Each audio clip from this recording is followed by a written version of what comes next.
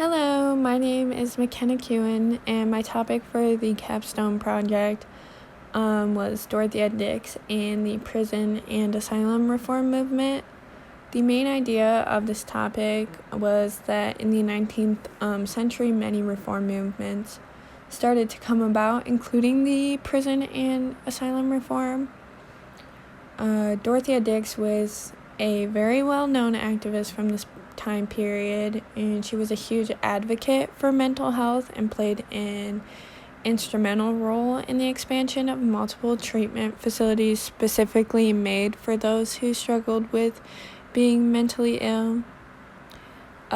Dix heavily challenged the idea that a person with mental disturbances could not be helped because many did have really strong opinions towards the mentally ill and treated them awful and potentially worse than they treated like actual inmates.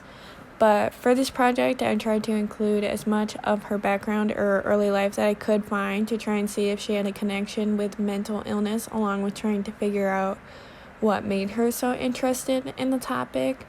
So with doing research, I found out that she may have been a part of an abusive family with alcohol potentially playing a factor.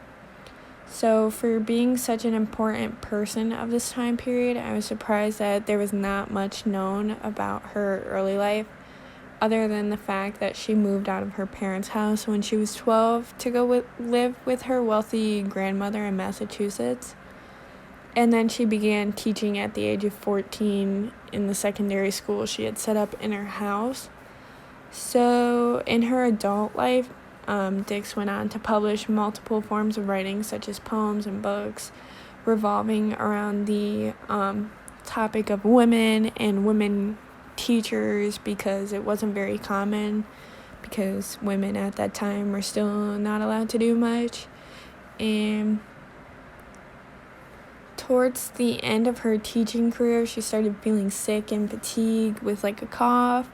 And it turns out she had tuberculosis, so her doctor recommended that she take a trip and regroup.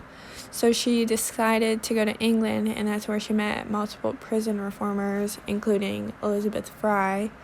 So she was there for a while, and I think it was a year. And after returning to Boston, she began to teach a Sunday school to the female inmates of the East Cambridge jail, and that's when she started to observe the mistreatment and neglect of the mentally ill inmates. So as for the historical significance of Dix and what she accomplished, she pointed out the major flaws within the correction facilities. Like, she pointed out you couldn't even differentiate the mentally ill from the felons, along with you couldn't tell them apart, and their living situation was extremely bad and just not safe for any human, or probably even any animal. This resulted in her observing multiple facilities around the country and eventually writing a petition for better living conditions and separation of the inmates and the mentally ill to the Massachusetts legislature. One huge takeaway I had from doing research for this paper was how in-depth Dix went into the cruel and harsh treatment of the inmates within her petition. I thought it was such a boss move on her part when she essentially flipped the question on the legislation, asking them how they would feel if they were in that situation, being potentially locked in cages and treated so terribly. So I actually read through the real petition because I found it on some library database, and I had no idea that it was so in-depth and included about 50 or so different cases from different facilities that she observed throughout the U.S. and the months that she took touring the facilities. So it was actually really heartbreaking to read and to think about some of the things those people went through.